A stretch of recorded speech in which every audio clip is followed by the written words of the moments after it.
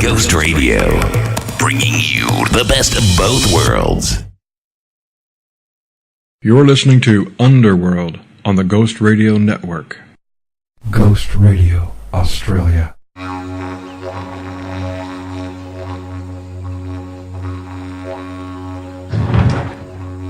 Listen.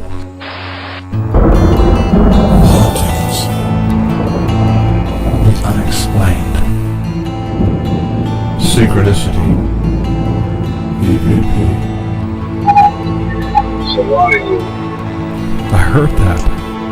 Absolutely fascinating. What are Min lights? Is it real? What do you think? I love you. The unseen. I'm alright. 1111. Who or what are mutilating cattle? Listen. Poltergeists. Your stories.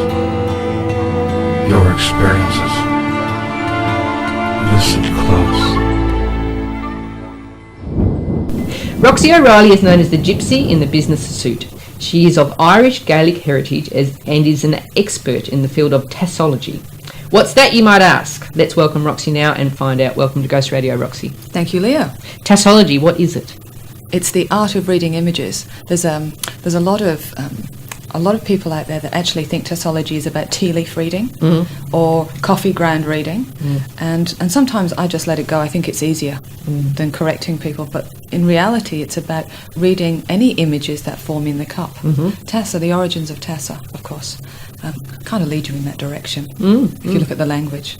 But it can be, you said, red wine, sediment, or tea, coffee, cocoa. Way before we had tea and coffee, of course, we had the red wine. And in the olden days, it had sediment in it. In modern day, it's a little bit more difficult to actually read red wine. You'll often find me at the bottle shop holding up the bottles to the fluoro lights looking for something with sediment in it, to the horror of whoever owns the bottle shop. But I've actually found that seeding the wine is probably a better way to go. So if you've got a drop that you really love to drink, then I drew on the technique that was actually used for Turkish coffee, because they actually blend chickpea with the coffee to make that sludge in the bottom. Do they? So I actually tried it and it works brilliantly. So I've started this new fad of seeding red wine in particular, and it works really great. Just powder up, just in your coffee grinder or in your blender, a little bit of dried chickpea, obviously not the tinned type, or lentil, dried lentil, and pop it in the bottle and you get this lovely sediment. Excellent. So where did tassology come from? I mean, you've talked about, the Arabic coffee. Is that where it came from, or? If you actually follow the trade routes of coffee and the trade routes of tea, then you will find the readers. That's as simply as I can put it, and as most accurately, really. Lots of people profess to be the first readers, and the designer of, including the Irish. I'm Irish, I know. My grandmother told me, with all honesty, that the Irish people, they were the very first people to ever look in the cup and divine fortune through tea leaves. In Ireland, we didn't have tea until the rest of Europe had already had it for some time. It was an incredibly poor part of the world, so it couldn't possibly be so. The first? No, definitely not. How do you think it first came about? Do you think somebody finished their cup of tea and went, whoa, what was that? Possibly.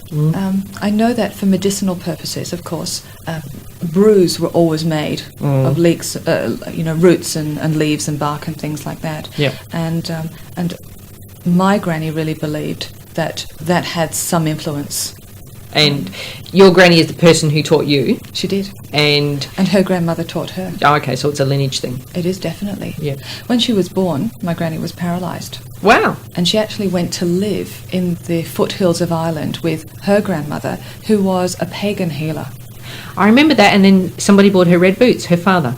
Or her red boots. Yeah, her father. She actually conned him. How wonderful. You know, the addiction to shoes has also been passed down through the family tree. Well, you are a Libran. I have a Libran daughter, so yes, I know about the shoes. Well, she's wonderful, this woman, and she actually conned her father by saying that she felt that she would be able to now walk if he bought her these handmade red leather boots that she saw in the cobbler's window. And of course, he was devoted to her, and he was devastated that she had this infliction, but he hadn't found out at that stage that she'd already been restored to health and she could walk.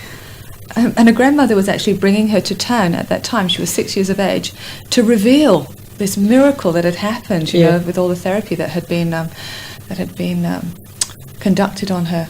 So she got the red leather boots, and then she stood up in the cobbler's. I'm sure he nearly had a heart attack. I bet, yeah. It worked. It did. That's fabulous. Is any cup okay? Let's talk about what's the best way if you're going to start doing a bit of tassology yourself once you buy The Lady of the Cup, your fabulous book, which we'll talk about in a minute. Thank you. Yeah, choosing the right equipment is essential. Yeah. Trying to read the inside of a dark green mug, impossible. So you choose a canvas, basically. Choose a very large, if you can find it, a large cup. Even a big soup cup is ideal. Yep. And a light coloured inside. And stay away from anything that's convoluted or fluted, or that has perhaps little flowers on the inside, or little dogs or something, because it detracts from the reading. I don't think it stops the reading from forming. It's just that it makes it more difficult to see. Bit of a distraction. Yeah, so keep it simple. And obviously tea leaf tea, no tea bags. It's pretty obvious, but we better mention it. Yeah. That tea bag is not going to work. People actually ring me and say they can't get a reading, and it's inevitable that it's a tea bag or instant coffee that they're using. Yes. Oh, I think that's funny. But yes, raw tea leaves, of course, popped just in the bottom of the cup, always ensures that you've got enough leaves to read. Okay. A teapot is very traditional, but it's not very practical sometimes. Okay. Because the inside of a lot of teapots actually have a filter. Yes. So it's probably best, if you are really looking for a reading, it's probably best just to put perhaps a half to a 3/4 of a teaspoonful of raw tea in the bottom of the cup, add the hot water. And I know all of those true tea fanatics out there will be horrified, because that's not the way that you make tea. But for reading purposes, it's ideal. Yeah. Coffee, of course, is a bit different. Yes. So with coffee, it would be I don't drink coffee. What do they call it? A large grind or something, or Actually, finer. The finer. Oh, the the finer. Yeah, the finer the coffee, the better. Okay. And I often use a plunger, but of course I just don't use the plunger arm. So you Yes. basically make up a grainy coffee. Yep. And just make sure you get a good dose of the grains as you're serving each cup, and that way again you can be assured of getting a lovely reading. And milk's okay.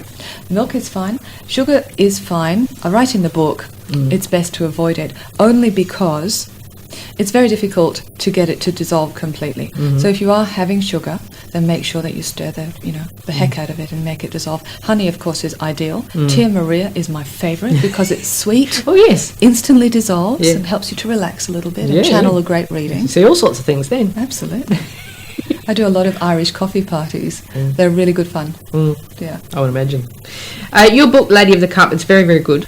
Thanks. I've had it for a while now, and I was surprised at the amount of work you put into the history of where tassology came from. I learnt a lot from it, you know. Right. Not only in the glossary, which is fantastic, the images are awesome.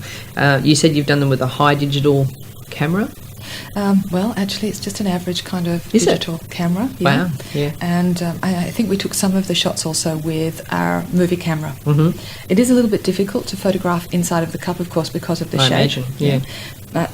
But still, that aside, some of these images, as you mentioned, are just remarkable, absolutely remarkable. Of course, what's mostly remarkable to me is that each one of those pictures was formed by the energy or the channel, however you want to look at it, of an individual. And that's why they're all so remarkably different and so profound. Yes, yes.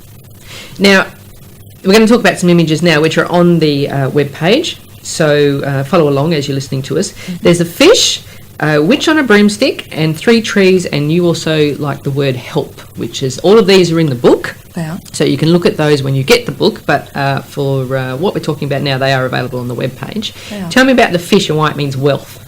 Fish is traditionally associated with wealth. There's a couple of ways to see it. You might associate with wealth with a grapevine with heavily laden with fruit or with a pile of coins, but the fish is probably the most ancient representation of wealth. And it's each one of those scales that you can see on the body of that fish, of course, that represents the coins, therefore it's associated with wealth. This particular fish, though, it's a very interesting story. A young woman actually came for a reading, and I've never been that keen on reading for very young people. I like them to sort of be 18 plus. Have a bit of a life. Yeah. She came with her mother, and her mother insisted that it would be fine. So I read for her, and she knew I was writing the book at the time, and she asked me if she could be in the book while she was drinking her coffee. That's actually a coffee image. And I was very presumptuous and said to the child that I didn't think so, because I looked at hundreds of cups every week, and it didn't necessarily mean that we'd get a great photograph, even if there was an image. So basically, no. And she was quite angry. So she swirled her cup in a very agitated manner, which is not how I teach people how to manage their leaves or manage their reading. And she slammed the cup upside down on the saucer, which is also something I wouldn't recommend that you do. And it was actually an old cup that I really loved. So I was already angry. When I'd calmed down enough to pick up her cup, because of course your first impression of what that cup is the reading. When I'd calmed down enough to pick up her cup, it was like this enormous cosmic slap, because I had to say to the child, Natasha, would you please be in my book? There was this magnificent fish, and she had this grin like a Cheshire cat, and knowing, she knew she was going to be in that book, and who was I to decide, before she'd even drunk the cup, what was going to happen. And we've remained firm friends. It is a good story, and it's a fabulous image. I mean, there's no doubt that is a fish. Well, look, when the boys look at that image, they can tell me what species. I don't know what species it is. If you're a fishy type person. Yeah, they know it. They know it. Of course, translating the fish, translating the image, especially for a very young person, you have to be very discerning. You don't want to demotivate somebody that's 17 years of age by saying to them, oh, you're going to be excruciatingly wealthy in this lifetime. I don't want her to go home and put her feet up. I think, oh, well. Yeah, so you have to translate with honesty and integrity, but also in a positive and supportive way. So perhaps say, whatever it is you choose to do in life is going to lead to fabulous wealth. I think you were with me in the reading. The three trees and the archway? It's just gorgeous. Look, the three trees and the archway actually belong to an amazing author, my husband actually, and he was working on a trilogy at the time. If you look at the image, you'll actually see that the root system is quite detailed on one. It's like the world has been sheared away, and you can see that the root system going far down on one, and quite well on the other, and not very well on the first image. It just is a representation that some projects that he's working on, trees of course representing life and growth and large projects, will be very well received, but the first one will be slow to be picked up. The second one will gain momentum, and the third one will make a big splash. So a really, truly beautiful image. But interestingly, when you do look at that image, and I showed it to a girlfriend of mine months after we'd actually taken the photograph, and she looked at it and said, wow, that's amazing. A dinosaur, a directional arrow, and an elephant. Wow. So, and really, it is a dinosaur, a directional arrow, and an elephant as well. And the elephant looks as if it's face on, and the trunk is hanging down, and you can actually see it. And it was quite remarkable for me that the elephant trunk on, face on, is actually, when the trunk's down, is not a very positive financial representation, but it's a very strong image. It's about, being in a holding pattern, really, and putting down your roots. And that elephant, also the tree, doesn't have any roots. The directional arrow heading up has the nice root system, and the dinosaur, we're still studying them. They're around for a long time. It has the most root system. So either way, just brilliant. So different images to different people, but still the same story. Same story. Okay, well that's really interesting, because I was going to ask you with the glossary, which is fantastic.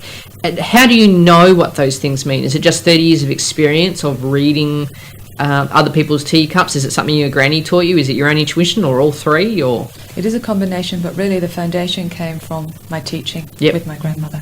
And she was using adult learning principles before we even knew what they were. Okay. And I mentioned to you off air, and now I have to mention on air, that I don't really enjoy tea that much, because it's important for this little bit of the story. As a child, of course, I didn't drink it at all. And she wanted me to see as many of the images as I could possibly see, because she knew that was the way to learn. And because I wouldn't drink the tea, we had to play a game. So we played a game of jack straws. Now, I don't know what they call it in the rest of the world. In Europe, we call it jack straws. I'm not sure about the States. In Australia, they call it pickup sticks. Yes. Anyway, the game that we played was to pile up the sticks, and then I would pull out one to make it fall. That's not what you're supposed to do. You're supposed to pull out the stick and it's not supposed to fall. Yeah. But as it fell, what would happen was all of the little shapes in the sticks would change. They would just morph. And I would be able to see image after image after image, basically the same as swirling the cup and looking at the tea leaves. Yeah.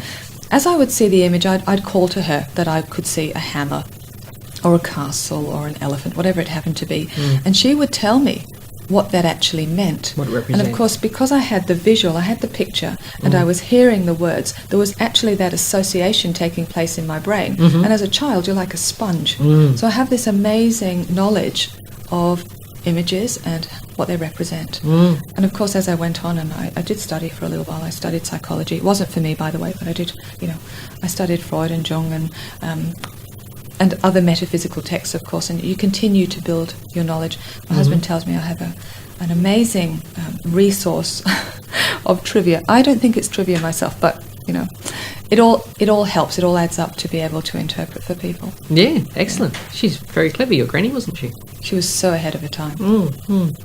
Brilliant lady. The pagans would call her the crone, the true epitome of the crone. Well, perhaps. Definitely her grandmother was. Wise woman. Very wise. Excellent. Tell me the story about the word help. Well, we've talked about images that are really positive and uplifting, but sometimes there is a crisis or something we should really be paying attention to. Yes. Now, it doesn't mean that is that's missed. It's not. When you're drinking your tea or coffee or red wine, you will get both the positive and the negative in the cup, so that you're empowered and you can move forward and then be proactive. Now, help is actually the end of a series of cups, reading for the same person over a period of about 5 years, and several other of her images are actually in the book too. And consistently she was getting messages that said she needed to pay attention to pressing issues and just continue to ignore them, until one day she drew help in the cup. And it really, when you look at the image, it's rather like blood-curdling writing, like a horror movie. Yes, that's what I dripping thought. down the cup. It's horrible. And I didn't want to read it for her, but it was really very obvious. And when I explained to her that she definitely was going to need help, she said, no, I won't need any help. I'm very busy helping everybody else. I'm running a business. I have grown children. I'm expecting this third baby. I don't need any help. Within a matter of weeks after that image, what was thought to be a pinched nerve actually was MS. Wow. And she did need help. And her entire life just crumbled down around her ankles. There was not a single shred of what was after that period, after that help. Wow, yeah. It was quite tragic, but incredibly positive at the same time, because I actually asked her why she keeps her image of help, her photograph, and she said it reminds her every day to help herself. And it was the first time in her life that she actually had turned that corner and realised that was essential. And heeded the message, which And heeded the message. 5 years, you said, over a 5 year. Over a 5-year period. Yeah. Makes you wonder, MS is a degenerative thing, isn't it? But if she'd paid attention earlier, whether... I think perhaps if she hadn't put herself under such stress and duress and pushed herself to the limits that she had, I think it would have been much more beneficial for her, but we'll see. Yeah. So, do you feel that... I also collect cards. I don't read them particularly well, I just like them. And usually, people... There's a story behind each of my cards, where they came from and why I like them and that type of thing. But normally with cards, as you would know, you would ask a question. With tassology, is it perhaps best not to ask anything? Or what is it I need to know, rather than... I know that's prophetic, Yes. but I'm getting the feeling that perhaps you should just enjoy your cup of tea and allow the universe to tell you what it feels you should know. Well, when I run the Tea Party workshops and there's a large group of people together, I never direct them. I always leave it open. I don't instruct them to actually have a question in mind. Yes. However, and it's a brilliant way to do it, because you do get a multitude of images and then you can put the story together. So it's really very insightful. However, if you do have a pressing issue or a specific question in mind, all it takes is 5 minutes, a delicious cup of whatever it is that you're going to be drinking. Focus on that. Focus on that question and you will Okay. get the very specific answer. Okay. And I actually find the cup more accurate than the pendulum. Right. Okay. Your cup will actually write yes or it will write no, just as it can write help and it can write stop. Right. These are images that I've actually got in the book. Wow. So it will actually tell you. Sometimes a person doesn't necessarily respond to actual text. They respond to images. So the yes images will come through the cup. And it will be hearts and smiling faces and, puppy dogs or whatever they associate with yes. Yeah. And no will be shards of glass and daggers and crosses or skull and crossbones, whatever. And it will indicate no. So the person will know. You said that on your interview with 9am, which I thought was good, that if you have never seen a rune, a deck of runes or some rune stones, you're not going to get a rune image because what would it mean to you? And That's I thought, right. that's very important. It is. So it'll mean whatever it means to you so that you understand the message. Yeah. Otherwise, what would the point be? Well, that's exactly right. And as an interpreter, because that's how I work, quite often I'll see a shape or a picture or even a text that I don't recognise. But because I actually show the images to the person I'm working with, I can actually trace it out and say, do you recognise this? What does this spell? If it's a language I don't recognise. And to them, then they're able to read it for me. All I have to do is show them. Okay. Yeah. Yeah, and then you're able to help them interpret what that Absolutely. dog or that whatever might mean. Exactly. And of course, and that helps my database Yeah. of images and knowledge. Yeah. So it's a two-way street. It's very It's a very intimate thing, isn't it? But I mean, I know card reading is can be intimate as well, and there's stories and what have you. But it seems to be a much more pleasurable way of doing it. It's a lovely way of doing it. I actually suggest sometimes that we, when people that I've taught or that I've worked with are with their friends, I suggest they do a Paddington Bear reading. And what that is you know the Paddington Bear tag, the big name tag that he had. I suggest they tie it to the handle of the cup. And when they've all had their cup of tea or coffee, pass the cup around the circle or around the group of people that are actually gathered together. Yep. And just get whoever's got the cup to write 1 or 2 words on the tag, on the Paddington Bear tag. Okay. And by the time your cup circumnavigates the table and comes back to you, you've got this incredible interpretation, which of course is tapped into every channel and every person at that Every table. person's into it. Isn't that fantastic? It's a lovely, fun way to do it. That'd be a great way to spend an afternoon. It is. Yeah. And you do run these workshops, and all of that is available on your webpage, which I will say now, ROXYO'REILLY.com. Thank you. Yes, it is. If you get up there, you can actually see another project which Roxy is also doing. Should we talk about that? Sure. Love to. A love tarot deck, should we call it that? Yes. Yes. And how long's that been in the works for? That took me a number of years, about 3 or 4 years, to actually design. And came about because so many people came to see me and had specific questions about love that I thought it was time for this tool to be available, I suppose, for in-between sessions or in-between readings, because you don't need to rush off necessarily and seek advice for every little issue that comes up. So I was using it as a way of empowering people and of course, of teaching and educating people. Yeah. And perhaps to dispel some fear also, because the tarot is an amazing intuitive tool. We should all have it. It basically works on the energy principles, the same as the cup. You shuffle the cards, you select them, but because every image is translated on the card, there's no need for a book. And this is some of the main feedback that I actually got from my clients. And I would say to them, well, surely you can get a tarot deck and use it without coming to see me. And they'd say, well, no, because by the time I get to the 3rd card, I can't remember what the first card meant, so I can't put the story together. That's a good point. Yeah. So because I am very good at putting the story together, I've translated in integrity what these images mean, but specifically from an emotional and love perspective. Okay. Some of them are a little bit racy, but they were, in the 11th century when they were first drawn, they were. And love can be a bit racy. It can. If you're doing it the right way. It can, but I wouldn't want anybody to be offended by it. And some of them are very practical, but they're all beautiful, and the artworks are just incredible as well. So these are our original artworks, and it just enables whoever has the deck to actually be able to read accurately and with integrity in a snap. So you can do the story, you don't have to quickly refer to books, It's all there in front of you. It's absolutely laid out in front of you. And I've had lots of feedback.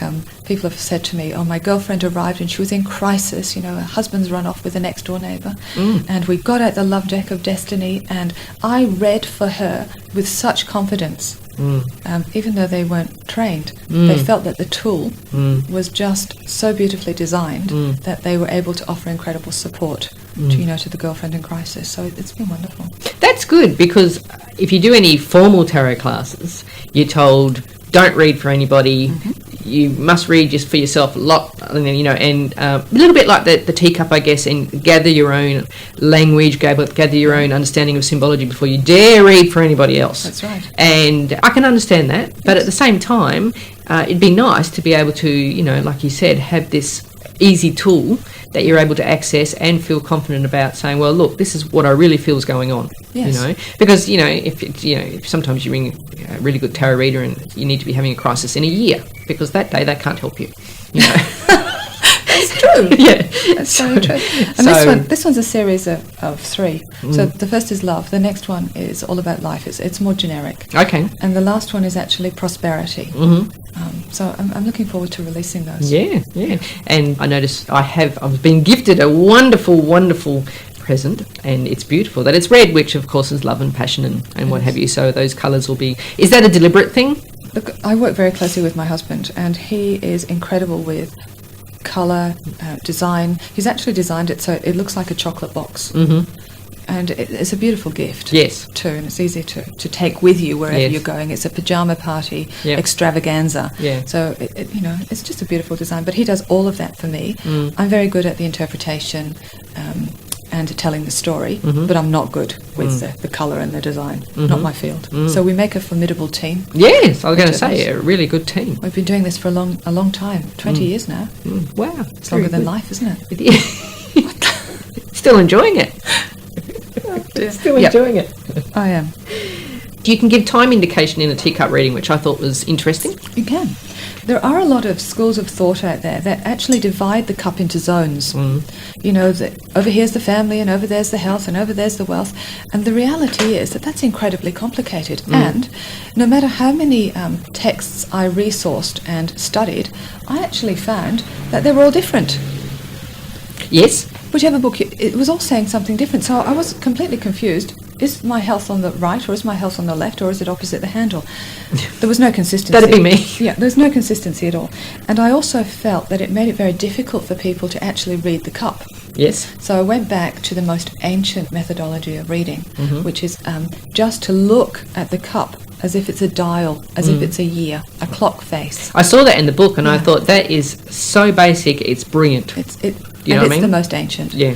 And anything that forms in the very bottom of the cup is merely what is in the future. Now, thanks to the internet, some misinformation has actually gathered momentum, and I've actually read it in a lot of books, even recently published books, and it says that anything that forms in the bottom of the cup is really bad news. Catastrophic, in fact. But that is completely wrong. If you look at the ancient wisdom, it only refers to things in the bottom of the cup being further in the future. That's all. And of course, common sense. That's common sense. I mean, the images will quite often be quite small. They'll be in the bottom of the cup. They're just a little bit in the distance. That's all it is. It is nothing. How could it be negative anyway? If you see the winning lotto numbers in the bottom of your cup, I don't think that's negative.